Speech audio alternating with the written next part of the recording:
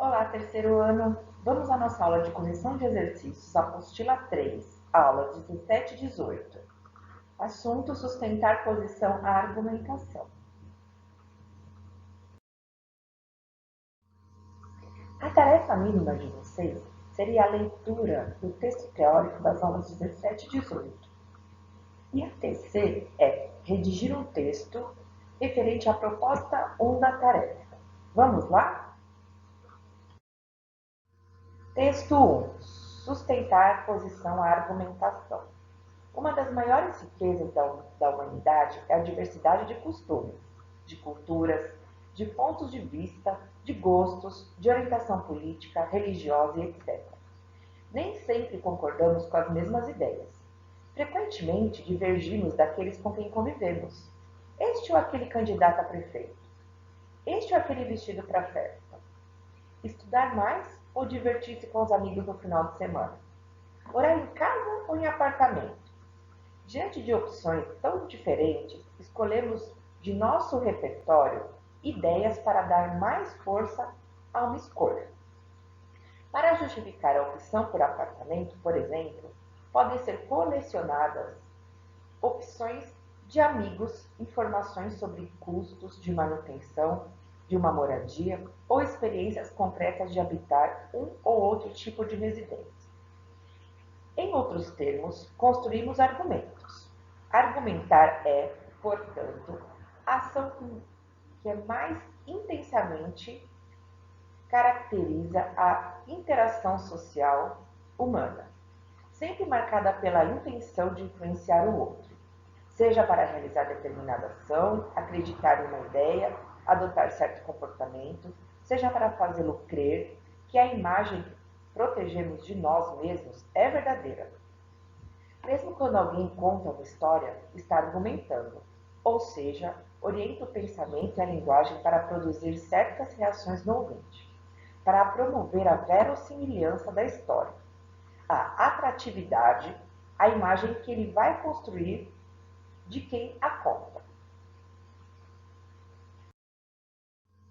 Argumentar é, portanto, uma operação segundo a qual o enunciador orienta ideias e linguagem para atingir o resultado que espera alcançar na interação com o outro.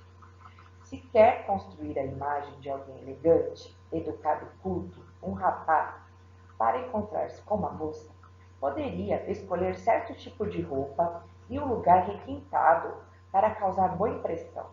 Usar um registro linguístico menos popular. Ser cortês em suas atitudes, escolher assuntos charmosos, demonstrativos de sua cultura e bom gosto. Ele estaria investindo em recursos argumentativos, porque somos dotados de vontade e razão.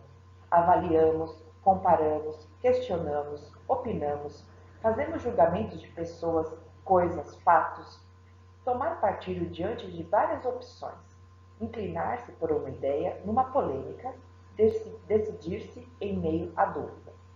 Todas essas deliberações não exigiriam argumentação se vivêssemos sozinhos. O contato com o outro nos obriga a justificar as visões de mundo que externamos, a fim de darmos sustentação à opinião pessoal, coerência e verossimilhança ao que afirmamos ou de persuadirmos o outro de quem estamos certos. Proposta 1. Leia abaixo um trecho da entrevista de Marco Aurélio Melo, à época presidente do Tribunal Superior Eleitoral, à revista Isto É. O senhor é a favor do fim do voto obrigatório? Sim, sou favorável ao voto facultativo, deixar o voto apenas como um direito e não como um dever. Não cabe persistir com o voto obrigatório de pessoas que comparecem sem ter a mínima noção do que farão no dia da eleição e que número digitarão na urna eletrônica. Isso não multiplicará a alienação da população no processo político? Nós teríamos, de fato, a ausência de muitos eleitores, mas teríamos a participação com uma concretude maior dos eleitores conscientizados. Agora, você veja o paradoxo. obriga-se o voto e dá-se ao eleitor o direito de anulá-lo. Será que o objetivo é esse? Mas o voto nulo não é um direito, um posicionamento político? A omissão é uma fuga à responsabilidade quanto ao futuro do Brasil. É não perceber que a eleição percute nos anos seguintes. Essa história de só olhar para o umbigo, para questões individuais, está no campo da miopia absoluta. Questão: fim do voto obrigatório. Você é a favor ou contra? Faça um texto de 9 a 8 linhas, apresente o seu ponto de vista sobre essa questão. Sustente-o com ao menos um argumento. Agora é com você. Fim do voto obrigatório. Você é a favor ou contra? Em um texto de 6 a 8 linhas, apresente seu ponto de vista sobre essa questão, sustentando-o com ao menos um argumento. A tarefa de vocês é apenas realizar um parágrafo referente ao ponto de vista de vocês com relação ao tema fim do voto. Porém, eu coloquei a partir de agora uma redação que o tema era muito parecido, que era a importância do voto consciente. Também a correção dessa redação. Vamos lá, leitura? Os estudantes deveriam escrever uma dissertação sobre o tema, a importância do voto consciente para a sociedade brasileira. Leia abaixo uma das redações enviadas, em seguida a análise que foi feita pelos professores. Redação: o cenário atual do Brasil configura-se de intensas mudanças e tomadas de atitudes político-sociais. Com isso, vem-se discutindo a importância do voto consciente na sociedade, relacionando a necessidade desse mecanismo democrático com os impactos causados no país.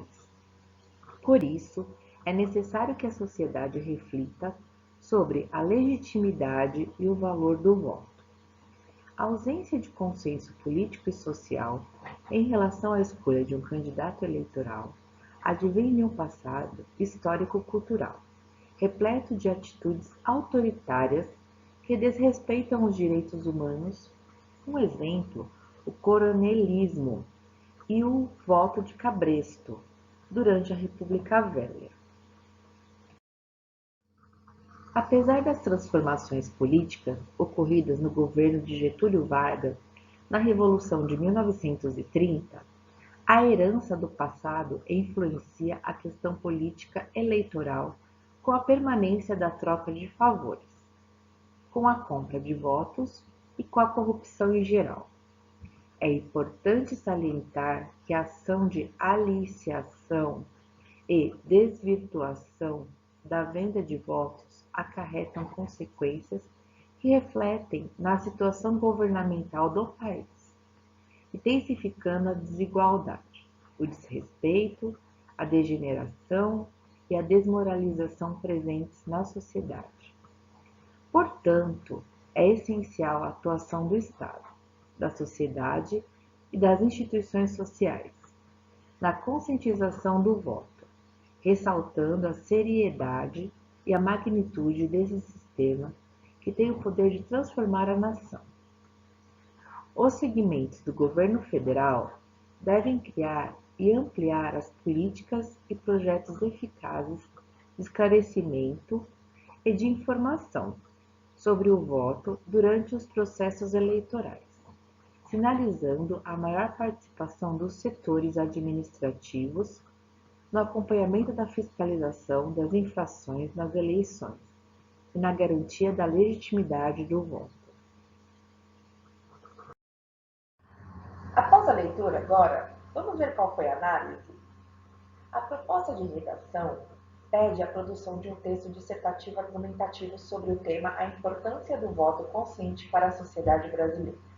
Esse gênero de texto consiste na defesa de uma ideia por meio de argumentos e explicações, E o objetivo central é convencer o leitor do seu ponto de vista, que é o que vocês vão ter que fazer na de vocês. A estrutura do texto dissertativo argumentativo, ela deve possuir o quê?